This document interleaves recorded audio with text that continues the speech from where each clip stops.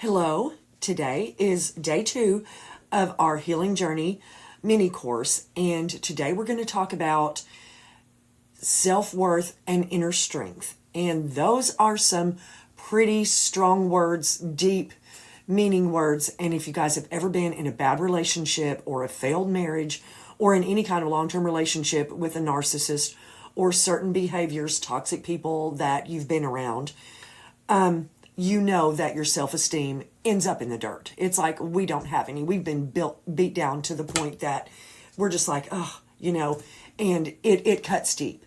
And self-worth happens, for a lot of reasons, or lack of self-worth happens for a lot of reasons. And in this lesson, we're going to walk through some of the underlying issues that cause the self-esteem. Sometimes it's us or sometimes people in our world. And it's kind of ironic putting self-worth and inner strength in the same sentence, because when we have no self-worth, we have no inner strength. So that's why I kind of tied them together. And the lesson today is all based on a book by Dr. Phil McGraw, and I'm sure you guys are more than aware of Dr. Phil, but it's called Self Matters. And that was the first step I had to take. It's like the right books were coming along at the right time. Either my mom would give me one, or I'd find one old book that I had, or find one at the library. Because when you're in a desperate situation, you will cry out. And it's like, help. And that was exactly the situation, because certain circumstances, there's just only so much that any human can take. And when you're at your breaking point, I think that is when you need a breakthrough. And the first book, Why Self Matters so much to this process, is it starts to build your self-esteem again, to build your inner strength, to let you know that you do matter, that you are worthy of so much more than you were ever getting, or worthy or more than your circumstances have allowed for you. It's just so much. And in the workbook, I do share the breakdown of the chapters in every book that I share for every lesson. So please, if you do get a chance, read the books, study the chapters if you can. It will make a difference. And when we talk about rebuilding from the inside, that has to happen.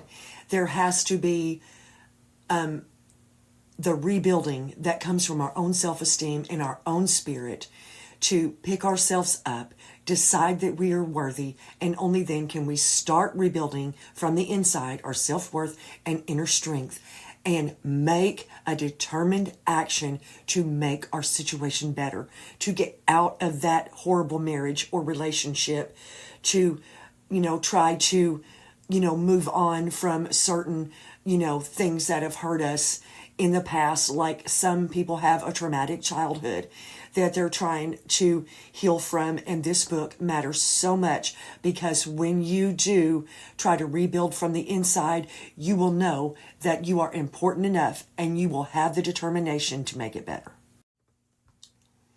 And when you decide to make it better, that's when the true healing process actually starts.